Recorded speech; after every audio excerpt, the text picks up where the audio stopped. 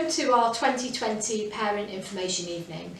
Obviously it's very different this year because we can't invite parents in the way that we normally would, but it's more important than ever that parents understand how they can support their child's education at home, and that you know that we are here, we're at the end of a phone, we're at the end of an email. If you have any questions that relate to your child, we are here to help. There have been lots of successes this year, even in the face of some enormous challenges. The exam results in the summer were a huge cause for celebration. Students did phenomenally well, and it's a really strong set of results which are part of our journey of improvement that we have been on over the past few years. There will be an opportunity for you to hear from and be introduced to new members of staff, some of whom have taken over responsibility for different year groups as heads of year, and also to get all the information that you need to make sure that your child's year goes smoothly. Over the next few weeks and months, we will be communicating everything that is important and critical for you to know through our website, through email, through text message, and through our weekly parent bulletin. It's really important that parents stay in touch during this time when we can't meet you face to face. But we look forward to a time where we can return to normality and we can welcome back all members of our community into the school. Thank you for listening.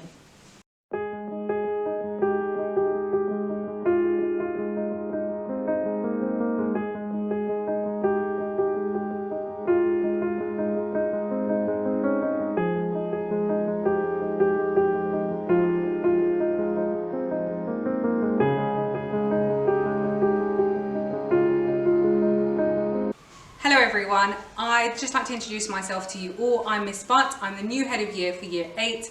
It has been a pleasure to join the school at this crucial stage where our previous year 7s are coming into year 8 and tackling their new schemes of learning. I appreciate that there has been a gap in their learning for quite some time now, but we are here as their teachers working relentlessly in the background to ensure that any gaps are now what we make up together. What we'd like from you all is, of course, your trust in us, but working collaboratively to ensure that our students make the best progress that they potentially can.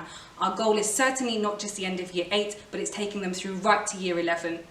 They know, since they've joined us on Thursday, what our expectations are. We hope that as families you can actually contribute to this by reminding them at home what it is that we want to them to perform like when they're here. Now, on a day-to-day basis, students can expect from us as a pastoral team to be there for them, look after them and take care of their academic performance, their attendance, their punctuality, their uniform, their behaviour. But what we need from them and you is to ensure that they come in every single day. Any time that they've missed away from learning, now is the time to make up for it. If they are focused, if they are driven and they are passionate, then there is nothing to stop them from succeeding. I'm really looking forward to meeting you all when I can, be it virtually or in person, hopefully sometime soon. But I do hope that we can work together and make sure that our students do the best they potentially can at Haggerston. Academic expectations. Our academic expectations ensure students do their best and have opportunities to master knowledge and skills, not just for exams, but good learning habits for life. Coming to school equipped to learn is vital, and you'll notice that we've underlined glue stick, as that is a new feature of what we're asking young people to bring to school. I also want to highlight the scientific calculator. It's important to have the correct one so that we can embed how to use this in year 7 and take that right the way up to their year 11 GCSE. Also, give a little time in supporting your child to choose a reading book that interests them. They will be asked to read during the day, and I think it's really important that they have a book that they want to read, because we feel it's very important to foster a love of reading. The Knowledge Organiser contains key terms and concepts that your child needs to know for each topic in every subject. Use it to acquire knowledge, work independently, and revise. This slide makes it clear how best to support your child make progress. Get involved with their learning. Talk to them regularly about what they've learnt at school today. Support with homework. Use the Knowledge Organiser and test them. Familiarise yourself with the assessment cycle and help them prepare. The impact of homework on learning is consistently positive, leading on average to 5 months additional progress. So excellent learning habits translate into making good progress. Homework will be set on the DPR or Google Classroom. Make sure your child has the right login so she can access the work. Maybe keep a copy of it yourself. Check your child is doing their homework every night. Ask to look at it and encourage a regular, quiet working space. If you feel your child isn't getting enough homework, please contact the school, where a member of staff will be able to talk through any concerns that you have. Most of all, we want our young people to enjoy learning. We believe that we have created an exciting, dynamic curriculum that supports all students. At Haggerston, we have the highest academic expectations for all of our students. However, we also want to support our young people with their mental health and well-being. Information for students and parents on mental health, exam stress, anxiety, bullying, depression and staying safe can all be found on our website or through the Head of Year. The Haggerston Way underpins everything we do. The Haggerston Way encompasses our culture and ethos. That is, wanting our children to be aspirational, creative, and to build character. When children demonstrate these values, we reward them accordingly. Our behaviour strategy is to lead with the positive. In school, we use a system of credits. Here you can see the children will be rewarded in line with our values, each reward being 3 credits. Sometimes students are exceptional and deserve more than 3 credits, and for this we have a citation which is worth 6 credits. This is an exceptional reward, and as such, the students will be formally acknowledged in the regular assembly, which is being delivered via video link to each base group. We also have termly celebration assemblies that further reward and recognise student success. We recognise that intrinsic motivation is not always enough. Our menu from our credit shop should help students go that extra mile. Initially, this has been suspended. Firstly, children need to build up credits in order to exchange them for the tangible rewards. And secondly, we do need a period of time of settling given the COVID considerations. Here are some of examples that you can see on the screen of what students can exchange their credits for. The early lunch pass, that is jumping to the front of the queue, is very popular and at 50 credits, good value. What you see presented are our core behaviour expectations. This is by no means an exhaustive list of rules. It is the way we expect students to conduct themselves. I'll give you a moment to look through this list.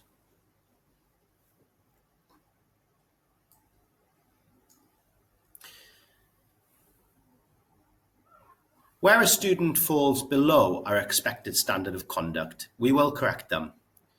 We correct our students by issuing that correction. If children persistently fail to adhere to our behaviour expectations, we can and will escalate our sanction. With respect to sanctions, I'd like to clarify that we do not hold break or lunchtime detentions. Our behaviour strategy is nestled in research that clearly demonstrates that children should learn to manage their behaviour. Where a student falls below our expected standard, we issue that correction, and we have thresholds where the amount of corrections correspond to a sanction. 3 corrections in a lesson would result in being sent out of that lesson and to the reflection room. 6 corrections in a week results in an hour after school detention. The students have an opportunity to accept their error, alter their behaviour before they reach a sanction. Students therefore taking ownership of their behaviour, altering their behaviour and avoiding unnecessary sanctions.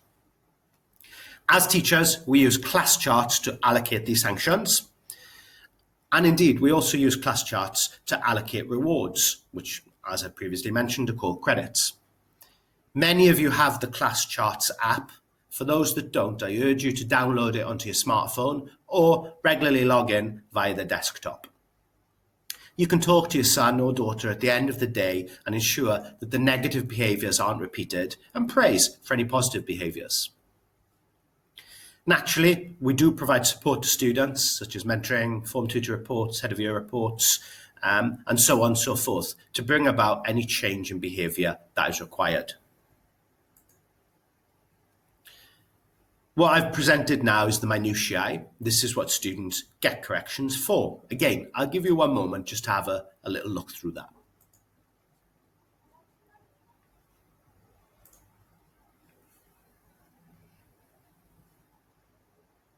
And of course, some students do have serious negative behaviours, and here is the consequence for those serious negative behaviours.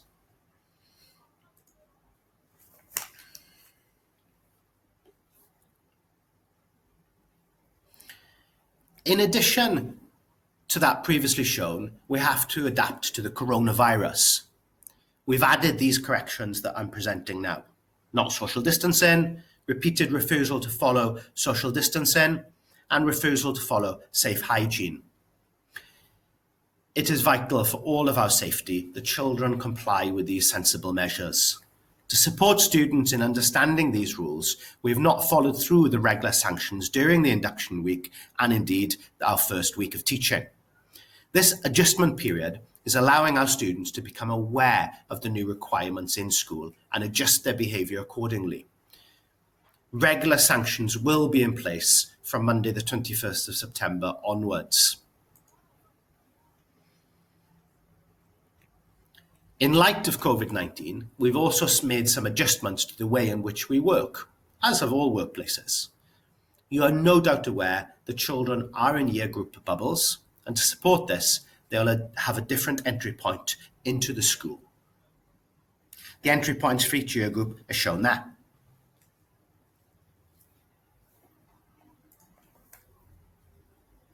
Of course, these aren't the only coping with COVID strategies we've put in place. Here are a number of other ones. During the school day, we've reduced the amount of movement around the building by having years 7, 8 and 9 stay in the same classroom for the majority of the time. Teachers are moving to those students. Naturally, there are some points where those students will have to move to specialist rooms, such as the creative arts subjects, and this is being managed so that different year groups have minimal contact. Teachers are escorting their groups to the respective playgrounds at break and lunch and the appropriate exit at the end of the day. This is facilitating social distancing from other year groups. And as teachers are escorting their students to their exit, we don't need to have so many different exits for each year group. But we do have a lower school exit and an upper school exit. To reduce the possible transmission of the virus, we're asking students and adults to wear a mask when moving around the school building. The students must have a plain mask with them when they come to school in the morning. They're asked to put this mask on at the start of their lineup, so when they enter the building, they are masked up, so to speak, and protected. This is an equipment expectation. Your support in this will help reduce possible transmission of the virus and keep everybody safe. If your child has a medical exemption, please provide some supporting statement to this effect. The next bullet point I'm looking at is a hand sanitizer. Your child is welcome to bring their own hand sanitizer, but it must be used upon entry to the school and indeed at the start and end of every lessons. Furthermore, we've introduced a one-way system in the main school building to avoid unnecessary mingling of students. We've introduced a split lunch where years 8 and 11 go to lunch between 11:50 a.m. and 12:45, whilst years 7, 9 and 10 go for lunch between 12:45 and 1:40 p.m. This means different year groups do not mix during the lunch break. Moreover, Each of those year groups has their own separate area of the playground, so there's absolutely no mixing of the year group bubbles. Given the constraints COVID has placed upon us, we ask for your support in ensuring your child has the face mask when coming to school each morning. We'd also request that during any inclement weather, students have an adequate coat. So with respect to earrings, our rule about earrings is that they should be gold or silver looking and a small stud. We do not accept anything that sparkles. Numerous piercings all over the ear are not acceptable. Simple, plain piercings, one in each ear, is acceptable. Please ensure your children are compliant so they avoid corrections for something that is very easy to get right. We will ask students to remove piercings if they are not in line with our guidelines. And my final slide is about the shoes. You can see from the slide what shoes are acceptable and what shoes are not acceptable. We don't accept boots of any kind. Kicker shoes are fine, but kicker boots are not fine. Nor are trainers. We don't allow trainers. I would like to take this opportunity to thank you for supporting your child in ensuring they arrive at school with the correct equipment and ready to learn. This section of the presentation goes through attendance and punctuality. My name is Ms Lewis and I'm the lead teacher for this area. There are two parts which follow. Part 1, which is some general attendance information and reminders, and Part 2, which is some COVID-19 specific information. Firstly, just a quick reminder about the importance of attendance. As you can see from the chart, there is a clear link between GCSE outcomes and attendance. If last year a child had 99 to 100% attendance, the average grade achieved across all of their GCSEs was a grade 7.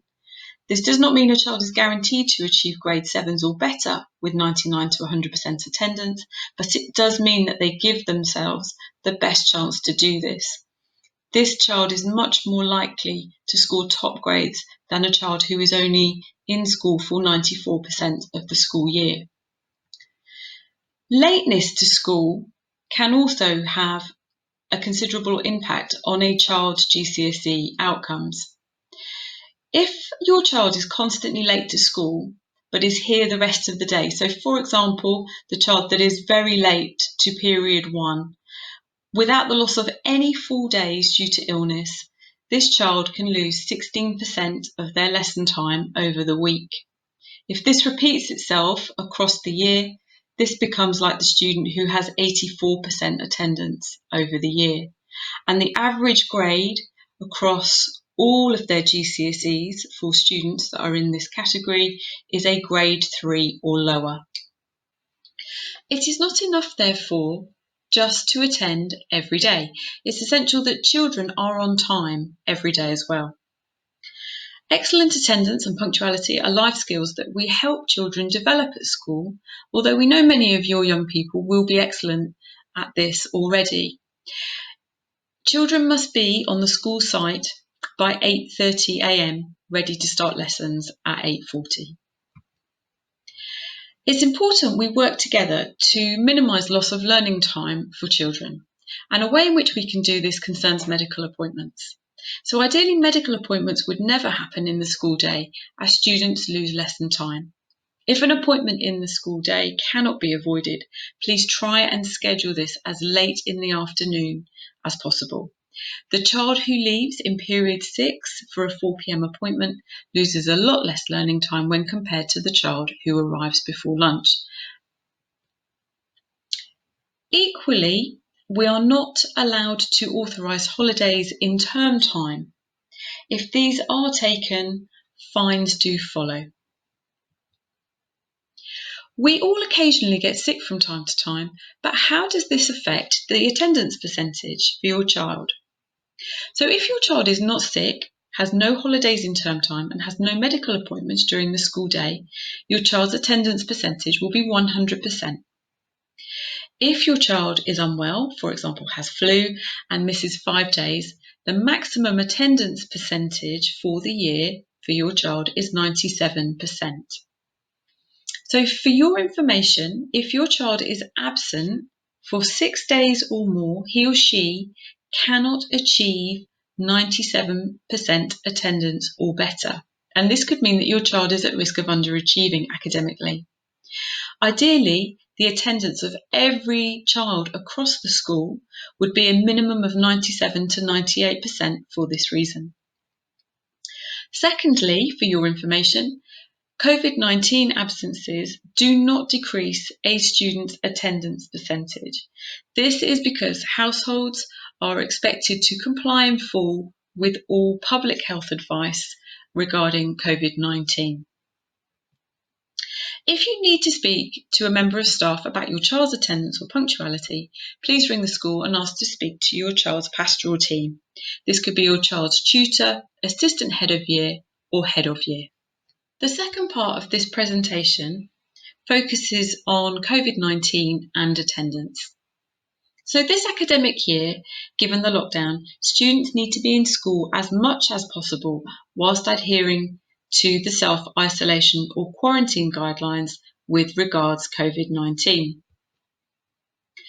We have recently sent to you our COVID-19 attendance policy addendum. This was sent to parents by email last week, and it's also available on the school website.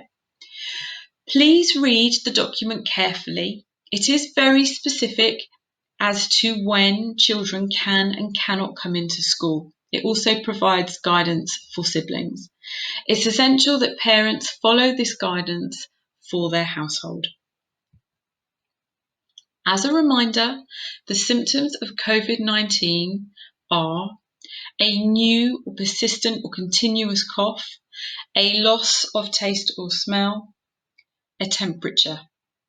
If a child has any of these symptoms, and they may have 2 or 3 of them, but if they have any one, it means the child and his or her household should self-isolate and get tested, even if asymptomatic siblings cannot come to school.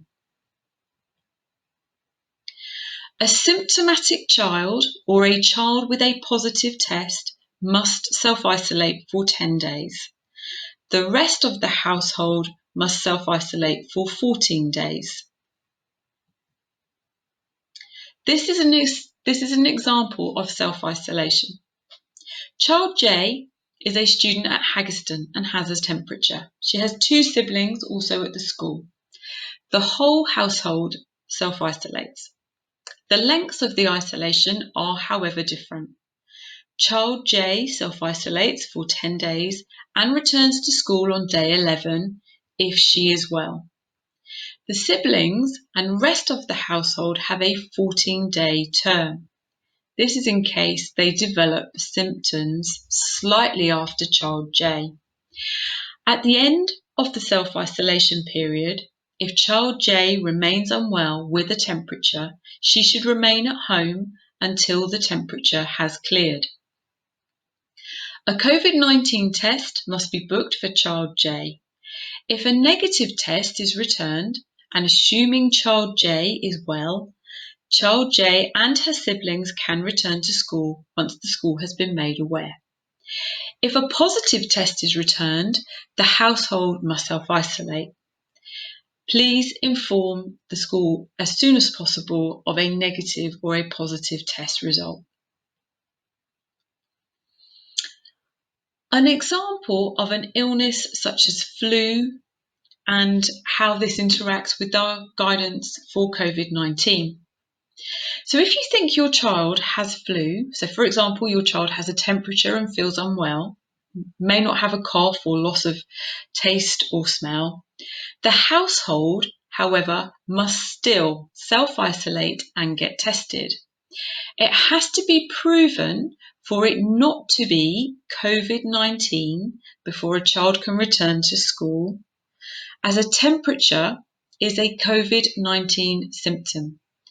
Essentially, if a COVID-19 symptom is present, the illness is to be treated as if it is COVID-19 until it is known from testing that it is not. If tests are difficult to access, keep trying, but please adhere in full to the self-isolation terms until or unless a negative test result is returned. If you are unsure about whether to send your child in with regards to COVID-19, please speak with your child's head of year or assistant head of year who will be able to advise you. The safety of students and staff alike is a priority, and it's important we all work together to achieve this aim.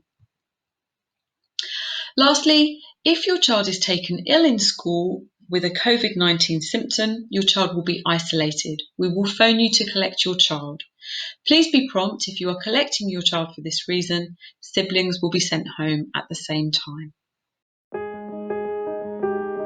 Hello, my name is Mrs Moran and I'm Deputy Head Teacher but also the designated Safeguarding Lead, and I'm just going to take some time today to talk to you about safeguarding at Haggerston School. So first of all, I just want to direct you to one of the ways in which you can contact us if you have a safeguarding concern, and that is through the safeguarding email that you can see in blue there on the screen. You are also able to call the school up and arrange time for a phone call or a meeting with any member of the safeguarding team, and I will talk about some of those members of staff in a moment. You also can, if you have an immediate and urgent safeguarding concern, contact the First Access and Assessment team at Hackney, and the telephone number is there and is also on the school website. So key members of staff that I want to talk to you about that form part of the safeguarding team. The first is the assistant head of year for your child, and they are also a trained safeguarding advisor and can be an important contact for you if you have any safeguarding concerns. Second is Mr. Paddy. He is the deputy designated safeguarding lead, and he works with me to support the school with safeguarding. And finally, Miss Williams, who is the inclusion coordinator, who also has responsibility for safeguarding. It's really important that you know who these staff are. Safeguarding is at the heart of what we do at Haggerston School, and these are key members of staff that enable us to ensure that our students are kept safe. I also just want to point out to you a government document called Keeping Children Safe in Education. This is produced every year, and in particular this year there is an important amendment to their definition of safeguarding, and that is that mental health is now an explicit part of the definition of safeguarding, and it's a really important and a very welcome addition, particularly given the context that we are in at the moment. Just want to point out a couple of support mechanisms that we have here at the school. Aside from us as staff, we also have our school website, and there is a particular area of the school website that is focused on wellbeing and mental health. Talked about this last year, but I just want to remind parents that this is available for you if you need it, and also for our students. It's under the section called Personal Development, and it's called the Wellbeing and Mental Health section. That's what it looks like, and there's a number of different areas, including a section that's called Information for Parents. And that just lists there some of the different things that the website looks at for parents to provide support. And there are useful websites that are available on there as well.